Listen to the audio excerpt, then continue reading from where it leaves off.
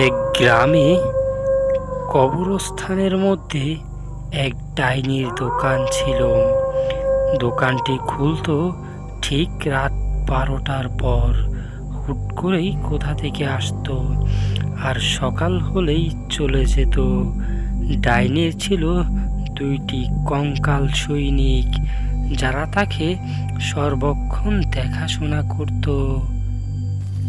গ্রামের মানুষ কবরস্থানের পাশ দিয়ে গেলে সে তাদেরকে ধরে এনে মেরে ফেলত এবং তাকে টুকরো টুকরো করে তার মাংস রান্না করে সে তার কঙ্কাল দুটিকে দিত এবং সে নিজেও খেত।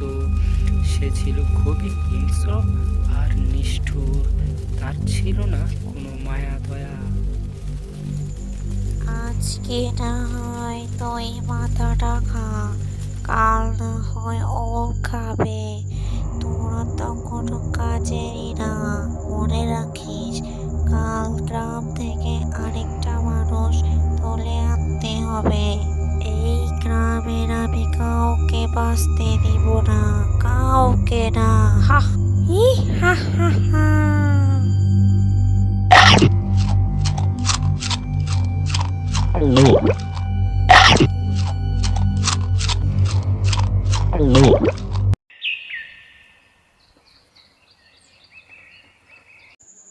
তোর বাবা কাল সন্ধ্যায় বাড়ি থেকে বের হয়েছে আর এখনো বাড়িতে ফিরেনি।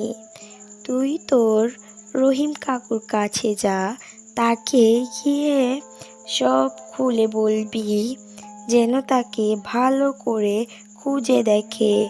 তোর বাবা ছাড়া তো আমাদের আর কেউ নাই। বা আমাদের শেষ সম্বল, তাকে ছাড়া আমরা কি নিয়ে বাঁচবো? তুমি চিন্তা করো না মা, আমি জলদি বাবাকে নিয়ে বাড়ি ফিরে আসব। এমন অলক্ষণে কথা বলো না। আমি কাকুর কাছে গেলাম। তারপর খোকন তার কাকুর বাড়ির উদ্দেশ্যে রওনা দিল। গিয়ে তার কাকুকে ডাকতে রইল। কাকু, ও কাকু, বাড়ি আছেন? আমি খোকন, বাইরে আসেন। কিরে খোকন, আজ এত সকালবেলা তুই আমার বাড়িতে? কাল সন্ধ্যায় বাবা বাজারে গিয়েছিল, তারপর থেকে আর বাড়ি আসেনি। বাবার কথা ভেবে কাঁদতে কাঁদতে মাও অসুস্থ হয়ে পড়েছে। তুমি আমার বাবাকে খুঁজে এনে দাও কাকু। আমি বাবাকে খুঁজতে বের হয়েছি, তুমি আমাকে সাহায্য করো। আমার বাবাকে খুঁজে এনে দাও। তুই বাড়ি ফিরে যা, কাঁদিস না। তোর মায়ের খেয়াল রাখ। আমি তোর বাবাকে খোঁজার ব্যবস্থা করছি, ঠিক আছে? তারপর খোকন মনে বুক ভরা ব্যথা নিয়ে বাবাকে খুঁজতে বের হয়ে গেল জঙ্গলের পথে। মনে মনে তার বাবাকে সে খুব মিস করছে। জঙ্গলের পাশে দাঁড়িয়ে তার বাবাকে খুঁজে নেবে সে বাড়ির দিকে রওনা দিল। এদিকে খোকনের কাকা তার ভাইকে সারাদিন খুঁজেও না পেয়ে তার ছেলেকে সন্ধ্যায় বলল, তুই গিয়ে একটু খুঁজে দেখ তাকে পাস কিনা, আমি খুবই ক্লান্ত হয়ে গেছি। তারপর খোকনের চাচাতো ভাই রমেশ বলল, বাবা তুমি চিন্তা করো না, আমি গ্রামের বাইরে খুঁজে দেখছি। এদিকে রমেশ তার কাকাকে খুঁজতে খুঁজতে প্রায় সন্ধ্যা ঘনিয়ে এলো। অনেকটা অন্ধকার হয়ে গেছে। গ্রামের রাস্তা প্রায় শেষ। সে কবরস্থানের দিকে যেতে লাগলো। তখন রমেশ দেখল কবরস্থানের ভিতর সেই ডাইনিটা। তাকে দেখে রমেশের হাত পা কাঁপতে শুরু করলো। অনেকটা ভয় আর আতঙ্ক রমেশকে ঘিরে ফেলল। তখন রমেশ আর কিচ্ছু ভাবতে পারছে না। ভিতরের ডাইনিটা বুঝে গেছে এখানে কোনো মানুষ আছে আচমকা এটা শুনতে পেয়ে রমেশ ভয়ে পালানোর কথা ভাবল। পালাতেই যাবে, তখনই ডাইনিটা তার সামনে এসে বলল, তোকে আজ খাবো। রমেশ খুব হাত জোর করে মিনতি করলো, কিন্তু ডাইনি তো তার কথা শুনবে না। তখন ডাইনি বলতে শুরু করলো, কোথায় তোরা, ধর বেটাকে। ডাইনি তো মহা খুশি। তখন ডাইনি বলল, তোকে মারলে আমার 100টা খুন পূর্ণ হবে। মরার জন্য তৈরি হ, আজ তোর মাংস খাবো। হা হা হা হা।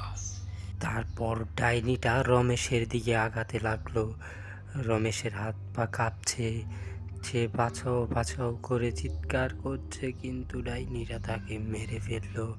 একে একে 3টি আঘাত করে ডাইনিটা তার ক্ষত বিক্ষত দেহটা মাটিতে ফেলে দিল।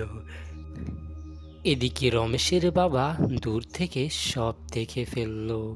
ছেলেকে খুঁজতে এসে তার এমন মৃত্যু সে সহ্য করতে পারেনি। হিংসায় রাগে তার মনে সে প্রতিজ্ঞা নিল, এই ডাইনিকে সে মেরে ফেলবে। তখন সে এখান থেকে আগে পালানোর কথা ভাবে। তারপর রমেশের বাবা কবরস্থান ছেড়ে চলে গেল। নিজের চোখের সামনে ছেলের এমন নির্মম মৃত্যু দেখল সে।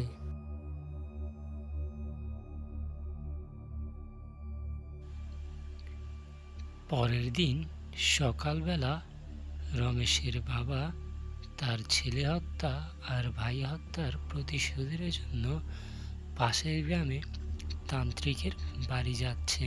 তান্ত্রিক বাবা, ও তান্ত্রিক বাবা, বাড়ি আছেন? তান্ত্রিক বাবা।